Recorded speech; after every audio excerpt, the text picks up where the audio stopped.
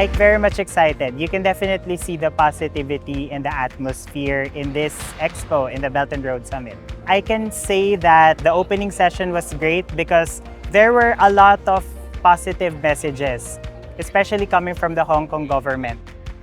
The Hong Kong government and the Chinese government in general is very much willing to engage the world through Hong Kong, particularly focusing on its competitive advantage as a global superconnector.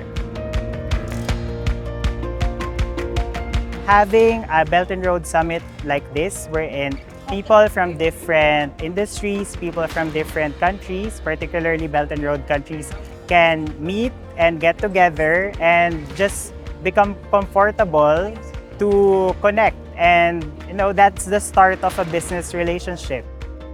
Being able to participate on business summits, trade and investment summits, such as the Belt and Road Summit, would allow the Philippines to be shown on a different light, to show that we are also here, ready and willing to engage on trade and investments.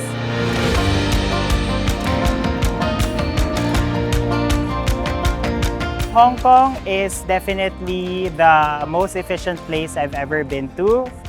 Hong Kong is here to engage in business, and that efficiency, it's the #1 indicator of business success.